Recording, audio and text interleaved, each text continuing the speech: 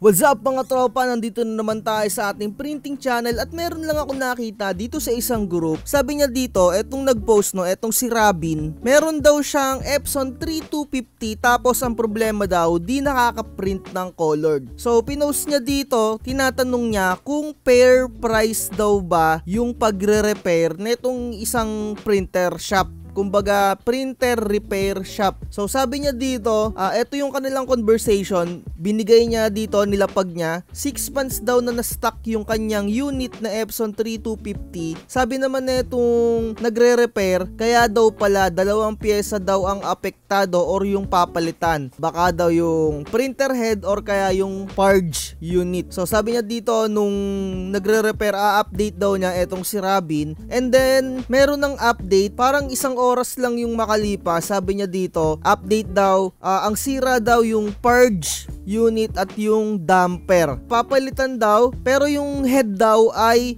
working naman daw. So eto magbibigay lang ako ng comment dito dito sa mga ganitong technician. Sabi pa niya dito, yung purge unit daw 1,500 daw ang presyo, papalitan nga daw yon, at yung damper naman ay 1,000. Tapos service fee or yung pagre-repair na bayad ay 1,500, tapos merong less 25%, and then yung total na babayaran niya ay 3,000. So eto bilang sa experience ko lang din sa mga medyo pagre-repair ng ganyan, bibigyan ko kayo ng insight para sa mga nagsisimula ng printing business. So sabi niya kasi dito, purge unit daw ang problema at damper pamalit na po, and yung head naman po working na, 'di ba? So dito sa post niya na to, I mean dito sa conversation nila na itong nagre-repair at etong si Robin yung nag-post, ganito talaga yung may experience mo kapag ka nagpapa-repair ka sa mga technician. So eto insight ko lang to, paano mo malalaman na working yung printer head kung hindi gumagana yung damper? Bakit papalitan kung hindi gumagana? Paano niya na-check? So marami kasing paraan kung paano mo maayos yung ganitong nai-stack yung printer. Lalong-lalo na kung dye ink original lang yung gamit mo. Dito mapapansin mo talagang tinatawanan yung post. Ayan kasi talagang maraming may mga alam din tungkol sa mga pagre-repair dito sa printing business. Kaya sinasabi ko sa'yo, kung magpi-printing business ka, kailangan alamin mo talaga yung mga pasikot-sikot, yung kahit papano meron kang alam sa troubleshooting, or kung hindi ka naman nagpi-printing business ay kahit papano yung printer mo wag mong i-stack. So medyo dalawa yung insight ko dito, pero unahin na natin yung sinasabi ko nga na paano niya nalaman na working pa yung printer head kung hindi niya napagana yung kung sira yung damper or yung purge unit. Para sa mga hindi nakakaalam, yung damper, ito yung lagayan ng ink. Dito nagmumula yung ink bago mapunta sa printer head. And then yung purge unit naman, ito naman yung dito nag-i-stack or dito nakapatong yung printer head, dito lumalapag. So ito meron, ayan ganyan yan yun. Ito yung pinaka-exactong niyan, itsura. Kasi dito medyo nakatakip pa yung ditong part. Ayun may plastic pa. Ayan yan. Ayan, 'di ba? So kung na-stack mo yung unit mo at kung original dye ink lang naman yung gamit mo, napakadali lang ayusin nito. Pwede mong patakan tong kulay itim na yan. Ayan yung sa purge unit. Eto, papataan mo ng cleaning solution para yung mga medyo nanigas-nigas na dye ink dyan. Tapos higupan mo ng syringe yung sa may waste tank. Sa mga nakakaalam, ito naman yung damper. Iniisip ko, hindi naman ganun kaagad-agad natutuyo yun. 6 months lang naman Paano ba papalitan tong ganito? Yun yung iniisip ko Kaya talaga para sa akin, sketchy talaga yung mga ganitong technician, 'di ba? Pero kung tawag nito, kung legit naman na meron talagang mangyayari na palitan, kung ako sa'yo, sa harap mo palitan yung mga ganito, 'di ba? Kung ako sa'yo, harapan kayo or tawag nito home service, at kung mayroong ka talagang makakuha na ipapalit talaga, halimbawa kasi for sure to, ako 100% sasabihin sa'yo netong technician na to, at kapag nagpa-go ka na, or eto dahil nga baka nakabigay na siya ng price, maaaring ayun nagawa niya na, kaya ayun binigyan na siya ng ng presyo, 'di ba? Hindi kasi natin masabi talaga ngayon, sobrang dami na lang mga technician. Pero kung talagang legit to at kung meron kang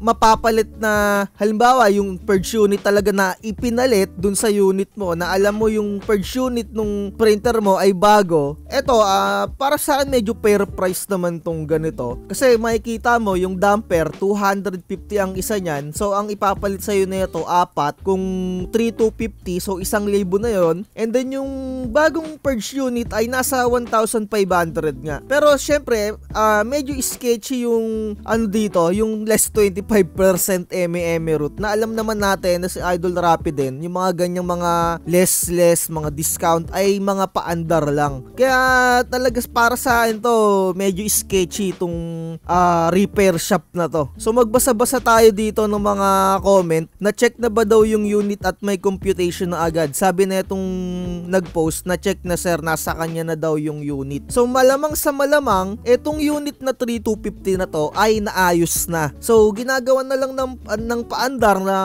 baka papalitan ng purge unit. Pero kung talagang merong talagang nagkaroon na palitan, dapat yung ni-repair sa'yo na purge unit ay makuha mo din, no? 'Di ba? Napakahirap talaga ng mga ganito kapag wala kang mga alam sa mga printer, lalong-lalo na natapat ka sa mga technician. So para sa akin yung service fee naman na 1,500 medyo okay naman yung sa mga ganun. Syempre yung experience nung technician, 'di ba? Kung talagang legit pero para sa akin talaga sketchy talaga tong mga ganito. Yung mga ganyan, mahirap talaga, wala na kasi ako ng tiwala din sa mga technician. Kaya kahit papaano, pag meron akong pinapa-repair, inaalam ko na muna DIY, napakahalaga rin yung DIY. Pero kung nahihirapan ka na mag-DIY, syempre dadali mo na sa legit talaga na technician. So magbasa-basa pa tayo dito, mahirap po makabigay ng opinion dyan kasi bawat tech o paggawaan may kanya-kanyang price. Ayan, totoo naman talaga, bawat gawaan may kanya-kanyang price. Malas mo lang kapag natapat ka sa mga technician. Nakukuha nila o namin, pero nakakatawa may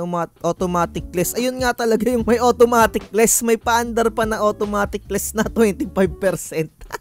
Pero for sure ako, ayos na tong unit na to. Kung hindi to pigment ink, kung original dye ink lang yung gamit nito, kasi medyo parang walang alam yung nag-post nito, parang siguro pang sariling gamit lang niya yung unit. Malamang sa malamang baka dye ink lang to, napakadali lang naman ayusin yan. Medyo anuhan mo lang ng cleaning solution tapos power cleaning. Ay nako, dun talaga super sketchy talaga nito. So eto, may nag-comment dito, authorized service center ba yan? Ganyan maningil. So para sa akin, mas wala akong tiwala sa mga authorized service center na yan kasi mas tatagain ka pa nga yan. May nag-comment nga sa akin, may nag-message sa akin, parang yung Pops Trade ata yon or yung Uniprint, parang ang laki din daw maningil ng tawag nito ng mga fee. So ginawa niya, nag-DIY na lang din siya, nanood siya sa mga YouTube, mga content, mga repair. Ayun, na kapag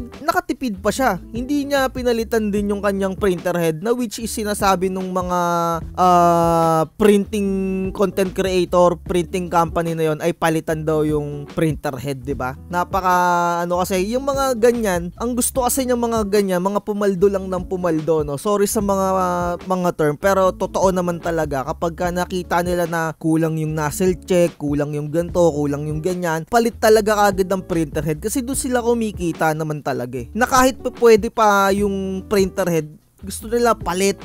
Ayan yung mga technician na tinatawag, no. Pero matataon naman makakachamba kayo ng mga legit talaga na technician dyan. So eto, no, may nag-comment din dito, nahiya pa isama yung printer head. Ayun, no, nahiya pa isama yung printer head kasi totoo naman na paano niya nakita na okay pa daw yung printer head, 'di ba? Malamang sa malamang napalabas niya na yung mga kulay dito. 6 months ano pa yan? Kung dye ink lang yan, ay nako. Eto, sabi pa dito, no, mura na nga yan parang binigay ng libre yung purge. Tapos yung damper inawas na lang sa pinaka-labor. Kasi nag-less na siya saan siya ngayon uhugot. Eto, parang yung utak nito medyo may ubo. Kasi nag-less na siya.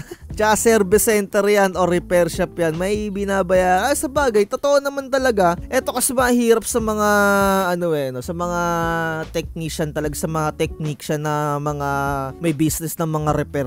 Pag nakakita sila ng isang client, talagang alam mo yung tipong nagdudulyars yung mga mata-mata nila na kahit napakadali lang yung gagawin nila, talagang nananaga ng sobra-sobra, tapos magbibigay ko ng mga less mga discount, 'di ba? Pero para sa akin, kung sa harap-harap mo to gagawin, sa harap mo talaga gagawin, ibig ko sabihin, 'di ba? Sinabi mo kulang yung kulay. Sa harapan mo mismo gawin niya, sa harapan mo mismo palitan yung unit. Maniniwala ako dito sa ganitong presyuhan na eto ay legit, kasi para sa akin okay tong presyuhan na ganito, 3,000. Palit purge, palit damper, service. Pero dapat kapag ka ite-testing mo na sa harap mo, dapat kung ano yung unit mo na ayaw lumabas yung mga ink, ganun na ganun pa rin. As in, wala talaga siyang munang pinapalitan. Pero kung sasabihin niya sa'yo, ay ma'am, naayos ko na.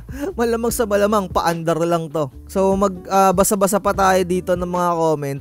Ganyan ang price sa akin ng Uniprint. Eto, ganyan ang price sa akin ng Uniprint. Noon, tagang-taga talaga. Sabi pa, dismantle, 1,000. Oh, shit. Dismantle, yun yung magbabaklas, Tapos, umabot ng 3,000 plus, wala pang parts yun, kaya maigi na aralin mag-troubleshooting. Ayan. So, totoo talaga to, kasi may nag-chat nga sa akin, hindi ko na sa inyo mapakita kasi medyo matagal-tagal na last year pa yun natabunan na malamang sa malamang. Nagpa-repair siya ng Epson 805 sa parang Uniprint nga, at Uniprint, hindi ko na lang babanggitin kung anong branch nila. Ganun nga, napakalaki nung parang, ewan ko, parang 8,000 ata nga yun, palit printer head, palit ganon. Tapos, yun nga, nag-DIY siya, nilagyan-lagyan niya ng cleaning solution, and then so on and so on, naayos na. Kaya maigi talaga na aaralin mo yung kahit konting troubleshooting lang. Andyan naman yung internet, Google, YouTube, para makapag-search ka. Kasi ngayon yung mga